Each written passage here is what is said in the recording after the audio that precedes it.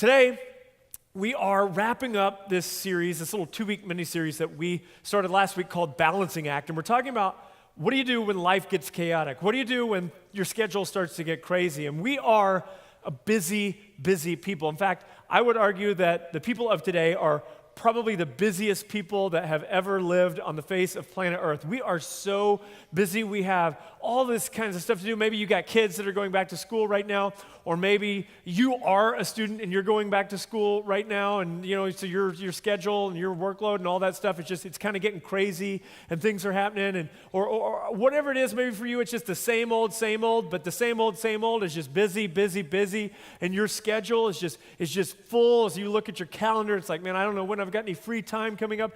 Things are just crazy. Things are happening for you. I don't know what it is, but we just live busy lives. And what we said last week was that the antidote for this busyness, this craziness that we all live is rest.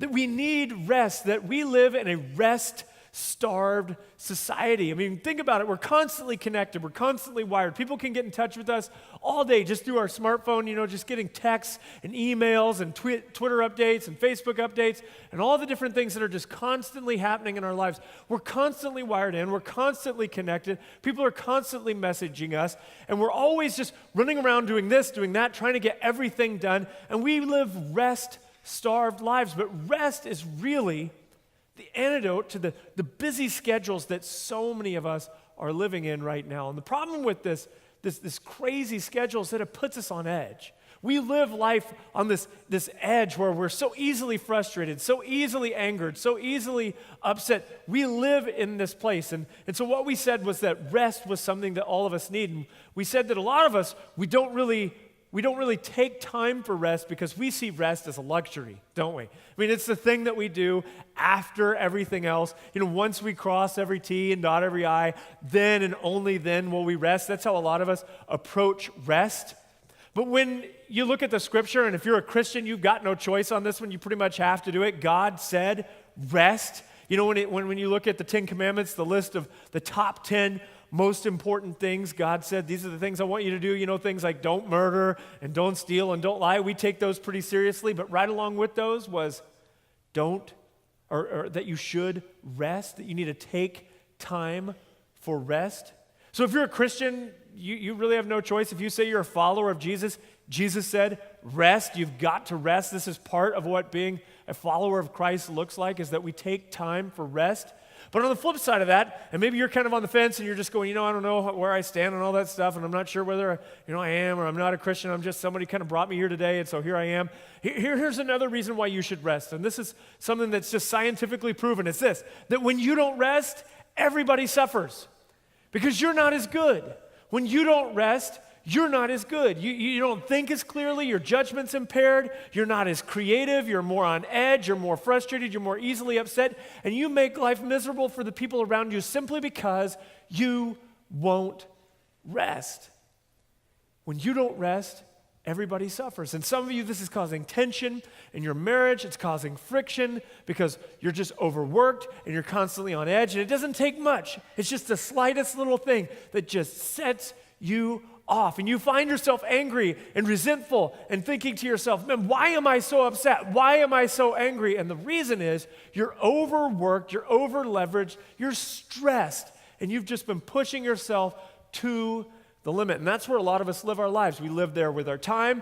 We live there financially. We live at the edge, at the limit of every category in our lives. And what God is saying is to step back and create some margin with your schedule, some margin with your finances. You need to create some margin. You need some time for rest. And this is the other thing that we looked at last week when it comes to rest. And this is why so many of us don't do it. We miss this huge point. It's this, that rest is my responsibility.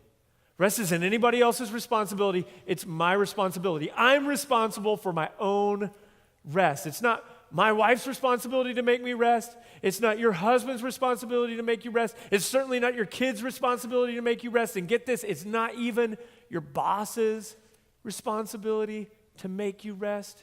A lot of us feel that way. That's what we looked at last week, the story of of Mary and Martha, the sisters. You remember these people, the sisters who Jesus came to visit their house, and he comes in and he's sitting down and he's having a meal with them and he's teaching them. And so Mary's one of the sisters. She's sitting down listening to Jesus, just talking with Jesus, listening to him speak. And Martha's running around trying to take care of everything, trying to take care of everybody. And she's frustrated and she's resentful because her sister is not doing anything to help her. And she feels like she can't rest until Mary does her job. And so she gets frustrated and she goes to Jesus, you remember. And she's like, hey, Jesus, make Mary help me. And Jesus said, look, I'm not going to do that. Because rest is your responsibility. It's your responsibility. It's not anybody else's job to raise that flag, to hold up that banner and say, hey, you got to rest. It's not your boss's responsibility. It's your responsibility. You're the only one who can say, I need time for rest. And so that's what we talked about last week. And hopefully you did your homework. Hopefully you took that little card that I gave everybody last week where we talked about your strategy for rest. You remember this, where you look at your schedule and you say, hey, what's my daily strategy for rest? What's my weekly strategy for rest? And then what's my seasonal strategy for rest? So hopefully you spend some time maybe discussing with your spouse or with some friends or with your house-to-house group this week, just what's your strategy for rest. But this week, what I want to do is I want to look at some words that were written by the Apostle Paul. He wrote a letter to a church that he helped start. So he helped start a church a couple thousand years ago in a place called Ephesus. This is Paul's letter to the Ephesian church. So we're going to look at some things that he wrote, and then we're going to use kind of what Paul wrote as a backdrop for us to kind of launch into what I think will be a very practical discussion about how you find rest in your life, and specifically kind of some techniques for identifying areas that add and take energy away from you in your life, and hopefully will help you kind of make some decisions about how you can be wise with your time as you kind of move forward into the next weeks and months, and how you use your time and use it wisely. So we're going to look at what Paul wrote. Now, many of you, I get this question a lot. People want to know, where do I read the Bible? I'm new to Christianity. I'm new to a walk with God. Or I just like to start reading my Bible. I've been going to church for a while, but gosh, I got to be honest, I don't really read my Bible that often. That's a lot of people, and a lot of people are in that boat. I just would recommend Ephesians is a great place to start, an incredible letter that Paul wrote, because he talks a lot about what it's like to be a Christian and what that really looks like. He kind of walks that through. So this is a great place to start reading your Bible if you're looking for a place to jump in. But Ephesians, and in chapter 5, this is kind of, he's coming to the close. He's been talking about, Paul's been writing kind of about how you live as a follower of Christ and what that looks like, and things you should do and things you shouldn't do. And then he's kind of coming to the end of that. And so in chapter 5, verses 15 and 16, so if you have like a smartphone or an iPad or whatever it is that you brought, or, God forbid, an actual Bible that you have. I'm a smartphone person, so I'm not making fun of you people that use it on your phones. But anyways, chapter 5, verses 15 and 16, this is Paul. We're going to look at these two verses that I think will say a lot to us today, and kind of, like I said, provide a backdrop for where we're going to go. Look at what Paul said. He says this: pay careful attention. Now, I help coach my son, Elliot. He's in second grade, and he plays football, and so I help coach their team. And so yesterday, I got to stand in the rain for 2 hours as his team was playing. So that, if you've not done that before, that's a blast. I got to do that yesterday. And one of the things that you do when you're coaching a team of second graders in football is you're always going, hey, guys, pay attention, listen to this, because it's the hardest thing just to get them all focused on one thing. If you've been around second graders, or if you have a second grader, then you know what I'm talking about. That's what Paul's doing here. He's going, hey, pay attention, you guys. This is important. This is a big deal. He's kind of rallying all of us together as we kind of huddle up this morning. He's saying, hey, this is a big, big deal. Pay attention to this. Then to how you walk. Now, when you read that phrase, how you walk, in the Bible, a walk is always a metaphor for the way you choose to live your life. Your walk is a reflection of your life. It's how you've lived your life, the choices that you've made, the way you spend your time, the relationships you have. Your walk is a metaphor for your life. If you remember back in the Old Testament, back in Genesis, it says that Noah walked with God. Maybe you've read that before. Or maybe you read that Abraham walked before God. That just simply means they knew God, that they had a relationship with God, that they lived according to the way that God said that they should live. And then maybe you've heard Jesus. Jesus talks about that life is like a path, like a journey that you take, and he talks about how there's two paths, two paths, one that leads to life and one that leads to death, that life is like a path over and over and over again, all throughout the Bible. Life is always compared to a path, always compared to a walk. And so Paul is saying, pay careful attention to how you live your life, not as unwise people, but as wise. Not as unwise people, but as wise. You know, I've noticed something about wise people. Wise people always have a plan. Wise people always have a strategy. Have you noticed this? Maybe here's kind of an area that I've kind of picked this up, that wise people seem to know what's going on, especially when it comes to money. Like if you notice that if you've struggled with money, and I've had struggles managing my money in the past, whenever you meet somebody that's good with money, one of the things that you notice about them real quick is that they know exactly where their money's going and how they're going to spend it and what it's going to do. Like they have every cent accounted for because they plan really well with their money. Some of you, you know what I'm talking about. You're wired up this way. Wise people, they have a plan.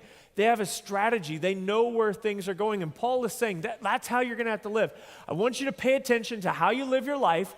I want you to think this through, and I want you to be wise about it, meaning I want you to have a strategy for the way that you live your life, the way that you spend your time. And this will allow you to make the most of your time. This will allow you to make the most of your time. Why? Because the days are evil. So Paul is rallying everybody together. He's saying, hey, listen, this is really important. I want you to pay attention to this. I want you to think about this. This is a big deal. I want you to live as a wise person. That means have a strategy in your life so that you can make the most of your time. Now, why is this such an important thing? Well, time is different than some of the other categories of our lives. See, think about it. Money is something that you can always make more of. Some of you have lost a lot of money. You've been foolish with your money in the past. Maybe you've got yourself into debt. And we hear these stories all the time of people who've gotten themselves into piles and piles of debt. And then they work really hard and they make more money and they pay that debt off. And now they live in a completely different way. And we hear those stories. They're incredible stories of people who've gotten out a lot of debt and they've learned to manage their money. You can always make more money. You can always start new relationships. In fact, some of you look back in your past and you see relationship struggles that you had, and you see some things and decisions that you made and you wish that could be different, where you burned some bridges. You had some past relationships that you go, I didn't handle that the right way. Maybe it was a marriage, something that you look back on and you go, I burned a bridge in that relationship, but at least I've been able to build a new relationship. I might not be able to repair what happened in the past, fully and completely, but I at least can build a new relationship, and you're in a new place and in a better place, and life is completely different from you. You can always start a new relationship, but time is different. Because see, once you spend your time, it's gone. Time is one thing that you can't make any more of. Time is one of those things that once it's spent, once it's gone, once it's over, you can't get it back. You can't start it over again.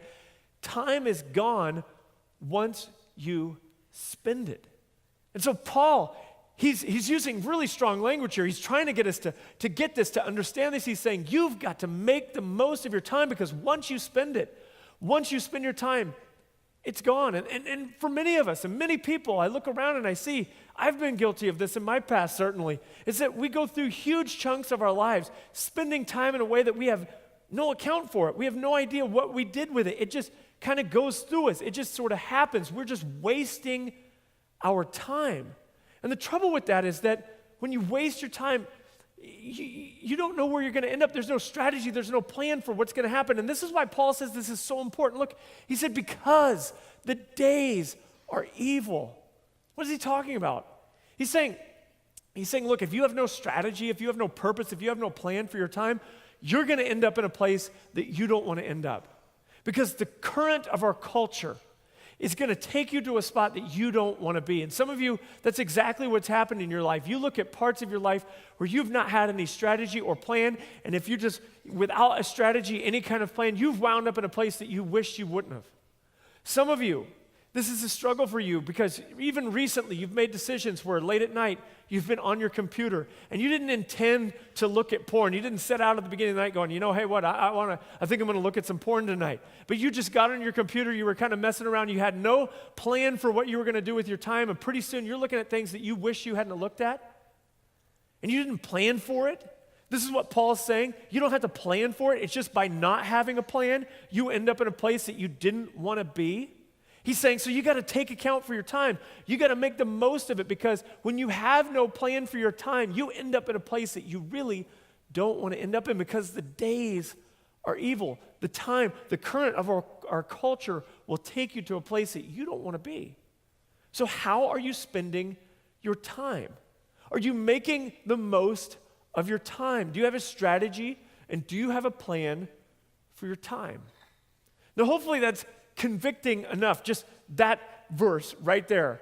But we could spend a whole week or weeks talking about how you strategize and how you use your time and how you plan to use your time and all those different things. We could have all kinds of discussions about that, and maybe we will one day in the future, but this is just a 2-week little mini-series. So what I want to do is, using Paul's words as a backdrop for all of us, I want to look at just one principle, something that I learned years ago that I think is life-changing, that I think could be something that you'll remember hopefully for the rest of your life as you kind of filter all of your relationships, all of your behaviors, all of your activities through this one principle of time. And it's not really time management per se, but it kind of helps you understand how you're using your time and where it goes. So let me just kind of illustrate it for you. All of our relationships, all of our activities, all of our behaviors can kind of be filtered through 3 separate categories. The first is this: those things that add energy to your life. Energy adders, things that give you energy, things that make you feel good after you do them, things that add energy. Then there are things that are energy neutral. These don't really add energy and they don't take energy away. They're just kind of energy neutral. And then, of course, the last category is things that take energy away, energy drainers. Things that add energy, things that are energy neutral, and things that take energy away. And so what you want to do is you want to kind of take a step back and look at your life and say, okay, the activities that I have, the relationships that I have, the behaviors that I have, does this activity add energy? Does this behavior add energy to me? Is it energy neutral, or is it an energy drain? So let me kind of break it down. I'll start to give you some practical ideas of like how this works in my life, and maybe this will start to make a little bit more sense for all of you. Here's something that's an energy plus for me, okay? When I'm at work, one of the things that I love to do is to just talk about how we can reinvent different aspects of our church. I love change, and I love thinking about how things could be different and how we could do things better and how we could do them in a different way. And so I love talking about that when we get in a meeting and we get to talk about how to reinvent part of our church. That thrills me. I love doing that. Time flies, and when those meetings are over, I think to myself, I wish I could do that again. That's fun, and I want to look for another area where we can reinvent something. Now, some of you, that sounds like suicide. You'd rather do anything than do something like that. But for me, that's a lot of fun. I love having those kinds of discussions and talking about that kind of stuff. I think it's great. On the other hand, an energy drain for me might be sitting in a meeting where all of us are talking about kind of reporting back what we did this last week in detail, just the jobs that we did and the things that we accomplished. I'd rather not talk about what we have done. I'd rather look forward at what we're going to do. And that's just me. Some of you are wired up in a different way, but I don't like sitting in and letting everybody kind of give a report for what they did over the last week. I'd like to talk about how we can do some new things. That's just my personality. So that's an energy up for me, and then the talking about details and all that kind of stuff is an energy down for me, okay? So that's kind of like a work-related example. Here's an example from just like leisure in my life. I like driving around, especially when the days are particularly beautiful. I love to get in my car, roll down the windows, and just drive through some of the prettier neighborhoods of Tulsa. I think that's great. I love to just get in my car and drive and look at some of the beautiful houses and just kind of think and dream about possibilities of where I might like to live one day or what I might like to do. Just drive around and just enjoy the day. That's a major up arrow for me. And so sometimes I'll be able to get Heather in the car and we'll just take off and we'll just go driving through different neighborhoods. I think that's a lot of fun. That's a big up arrow for me. It's a major down arrow for my wife. she doesn't like doing that. She hates driving around with no purpose. She's always wondering, where are we going? Why are we doing this? But she'll humor me for a little while, but I always know when it comes to the end of the drive, when she starts to get restless and she doesn't start talking, or she's not talking as much as she was in the beginning, she's ready to be done and it's time to head home. It's an up arrow for me and a down arrow for her. What are the up arrows and the down arrows in your life? How do you like to spend your time? What are the up arrows? What are the things that add energy, and what are the things that take energy away? Here's something that takes energy away from me: the tag agency. Or how about any interaction with the government? Can we just agree? Any interaction with the government on any level is usually a down arrow. I think that's most of us. It's just anytime you have to interact with the government, it drains energy from you. What do those arrows look like in your life? How do they work? And here's where this starts to become really practical, especially if you're in a relationship, if you're married, if you're about to be married, or if you want to get married someday. This is a great thing to know, because this is a discussion that you're going to want to have one day when you do get married. Is this where are the up arrows in your life, and where are the down arrows in your life, and where are they in your spouse's life? Where's the up and the down? Because many times we interpret our spouse through our own lens, don't we?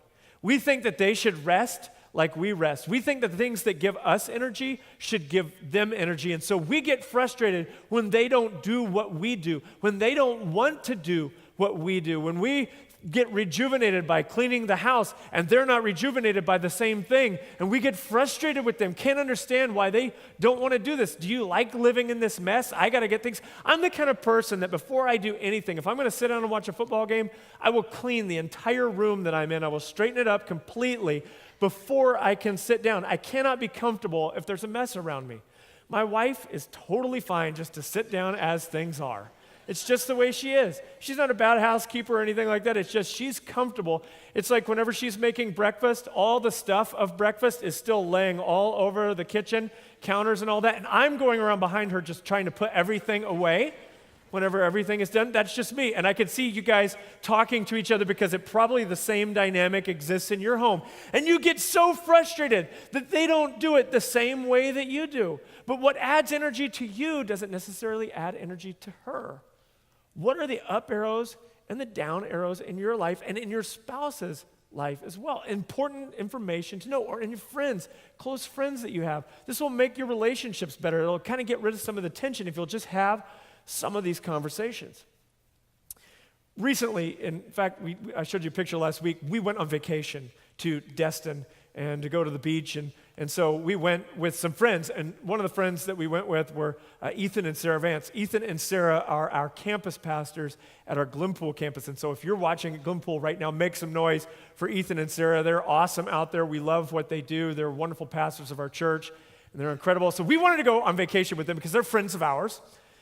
And our kids are friends with their boys, and so we were excited to be able to go on vacation with them and a couple of other couples that went with us. But one of the things that happened is while we were on vacation, we were sitting out on the patio of on the porch of this house that we had rented. It had a beautiful beach view, and so we were sitting out there like looking out over the water, and it was just stunning, a beautiful day. And it's me and Heather and Ethan are sitting there out on the back porch, and we're just kind of having some snacks, I forget. I was eating some chips and salsa, just looking at the ocean, just enjoying this incredible day.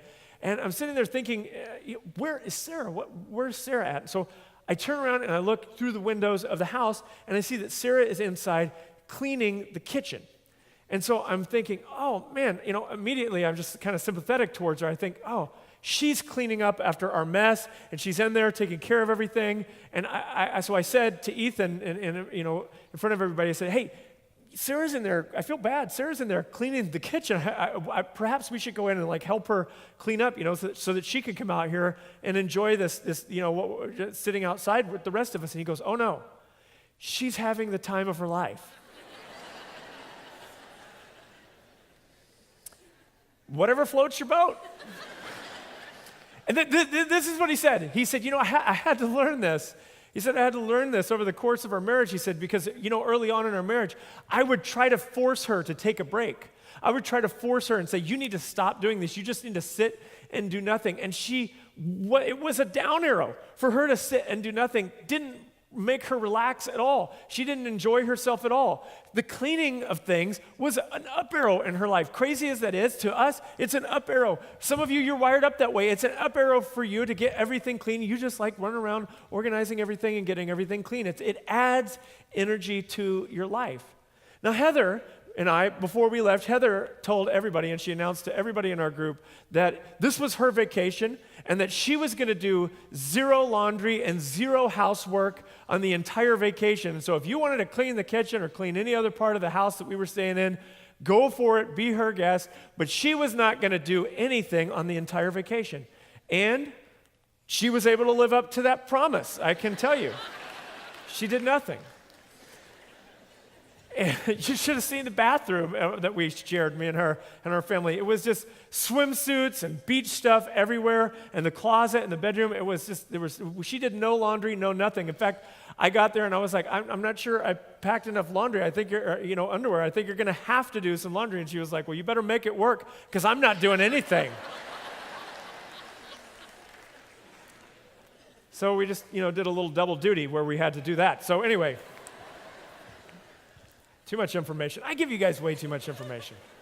Way too much information. Anyway, sorry about that. My wife's always telling me, you're way too far. Anyway, so that's what happened on our vacation. What adds energy to your life, and what's a down arrow in your life? What are the things that take energy away? And have you discussed that with your spouse? Do you talk about that? Have you figured out what adds energy for you and what takes energy away? Now, here's the trick.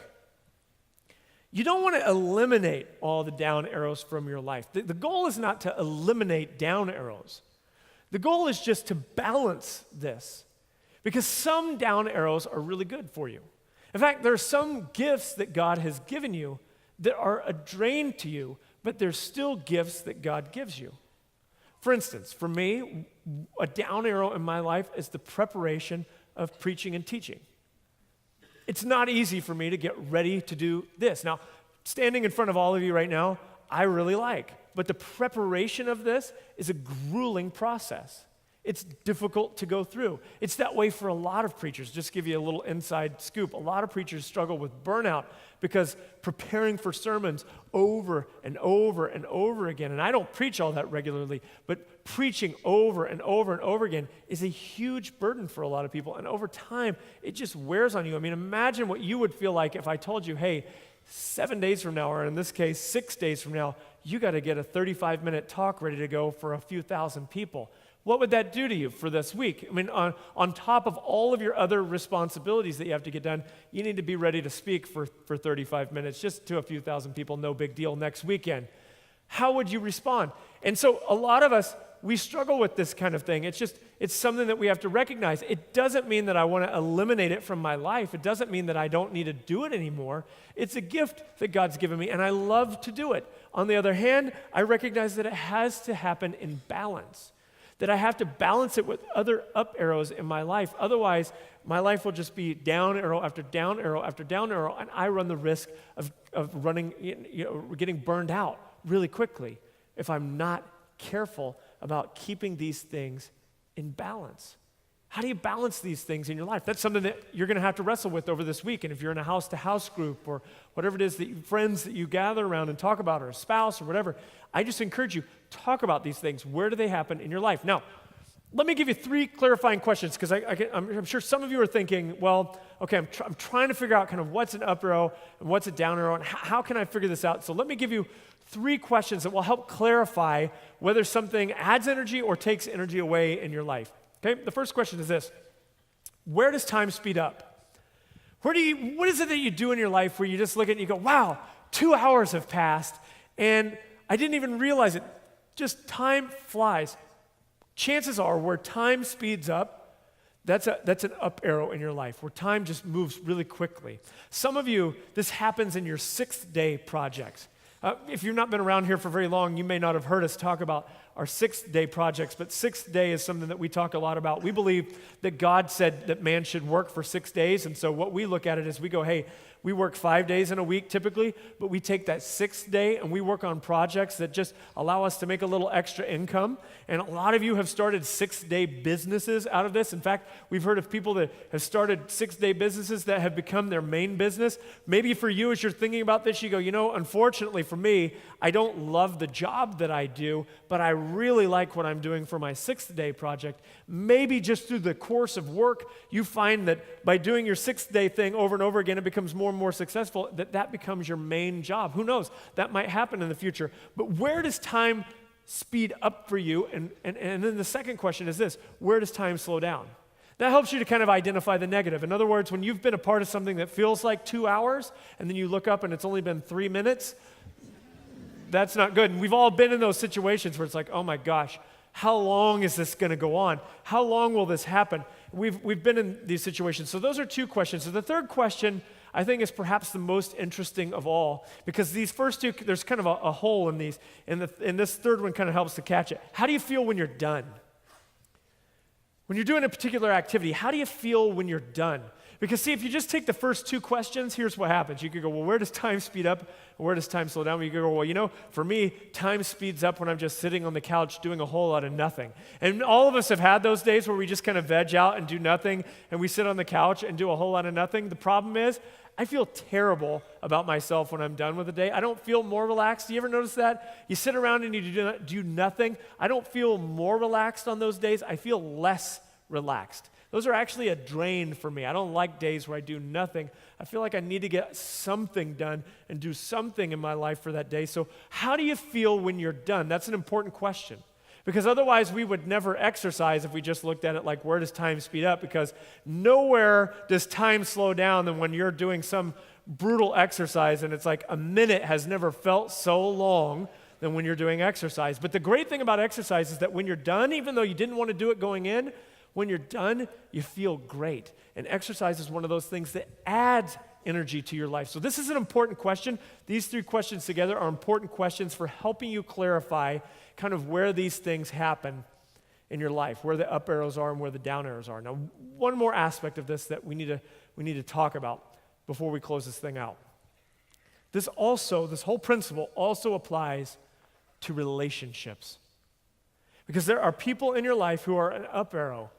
These are people that when you're done spending time with them, you want to keep hanging out with them. It's difficult to walk away. You want to schedule another time to hang out with them, to be around them, because they just bring energy to your life, and you love spending time with these people. And then there are other people who are energy drains. You may love them, you may care a lot about them, but when you're around them and when you're done spending time with them, you just feel like somebody let all the blood out of your body.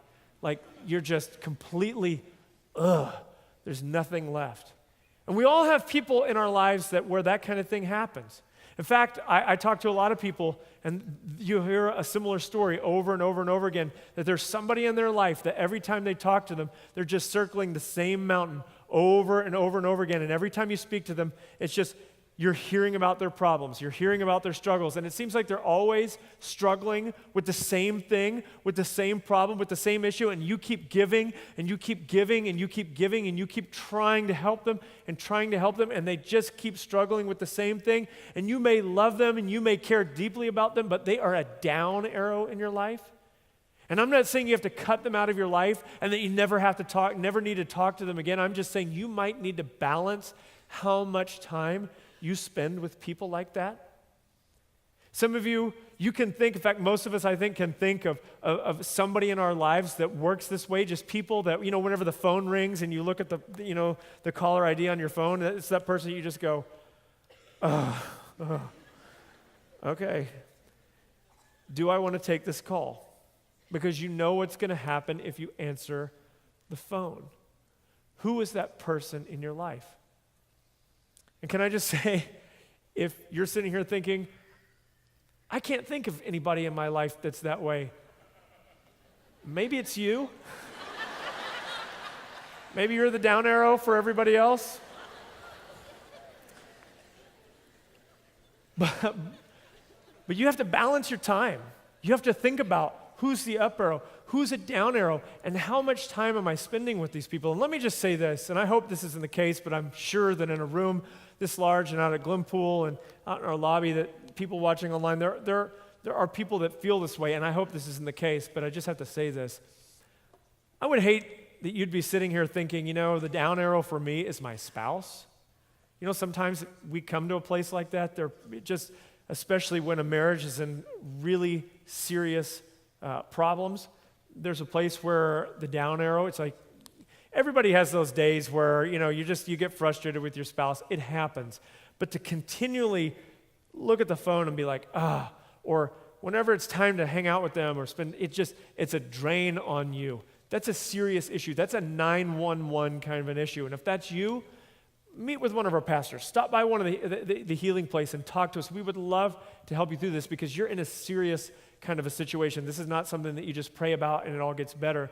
This is the kind of thing where you're going to need to walk through some counseling and have some help from some people because this is a pretty serious situation in your life. But for those of us that are thinking about that person who maybe is a relative, maybe is a family member, maybe is just a friend and a close friend, someone that you've had in your life for a while that's just a down arrow in your life. Again, I'm not telling you got to remove them. I'm just saying, how much time do you spend with these people, and is it the right balance?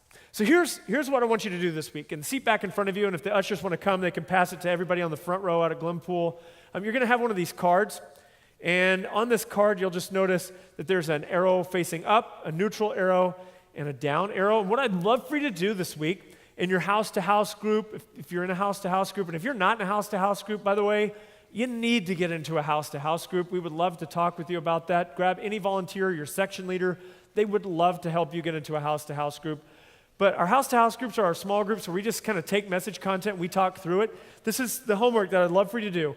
Talk about who's an up arrow or what's an up arrow activity for you? What's a down arrow activity for you? Talk about this with your spouse if you're not in a house-to-house group, but talk about this with somebody. Just take some time and fill this out and just think about, okay, where are the up arrows in my life, and are these things in balance? Do I have an imbalance of too much down arrow in my life? Have I got things in proper alignment? That's what I hope that you do this week. Now, I couldn't close out a series talking about rest and talking about balance in your life without first pointing you to one of the best verses in all of the Bible. This is found in Matthew's Gospel, chapter 11, and verse 28. This is Jesus speaking, and this is what Jesus said, and this is an amazing claim. Look at what Jesus said. He said, "Come to me, to me." He didn't say find a way. There is a path. He says, "Come to me, all of you who are weary and burdened, and I will give you rest." There's some debate and some conjecture around whether or not Jesus actually claimed to be the Messiah. To me, there's no doubt about it when you read phrases like this, because no other prophet in the history of the world, they all said, hey, here's a way you can find to God. But Jesus was different from every other prophet, from Muhammad, from Buddha, from every other prophet that ever existed, in that Jesus did not claim to have a way or have the way. Jesus claimed himself to be the way. And he said, "Come to me if you're weary and you're burdened, and I will give you rest." There's a lot of us that are dealing with the restlessness of our soul and of our spirit that no vacation and no time off can satisfy. Some of us are striving to prove something to someone, a dad or a mom, or we don't even know who, and maybe you've never even defined these feelings within yourself, but you know that there's this drive, this push inside of you to be something that is causing you to work more than you should. It's causing you to try harder than you should. It's causing you to live your life on the edge, and you're getting frustrated a lot, and there's a lot of dissension, a lot of resentment. You don't even know where all that resentment comes from, but you just find you're frustrated and you're angry a lot on the inside, and you're not sure why, and you need rest. And I couldn't do a series and talk about this kind of thing without telling you that Jesus is that rest. Jesus provides a rest that goes deeper than any vacation and any time off could ever provide. And many of us are searching, and you're struggling for this, and you've been looking for it. And I just want to invite you today, find that rest in Jesus, because he gives a rest that satisfies in a place that no other activity can satisfy. He satisfies your soul and your spirit. And my prayer as we wrap this series up, both here, online, and at Glenpool, is that we all would find that rest in Christ. Would you pray with me? Our Heavenly Father, we thank you so much for loving us. You loved us so much that you sent your Son to die in our place, a death that we deserved because we've fallen short of your laws, Lord. We're the reason that the earth is in the shape that it's in. We're the reason that things are jacked up. We're the reason there are wars and fighting and bloodshed and all the things that we see. It's us. We started this. And yet you loved us enough that you sent Jesus so that things could be made right and that one day everything will be made new again. And we look forward to that day when we can really, truly rest. Lord, thank you for loving us enough to tell us to take a break. And Lord, I pray all over this place and at Glenpool and online that you would give all of us a strategy for rest. Give us a strategy, Lord, to identify how we use our time, to find those places in our lives where the arrow points up and the arrow points down, and to keep those areas in balance. I pray you would help us to find those. In Jesus' name we pray. And everybody said, amen.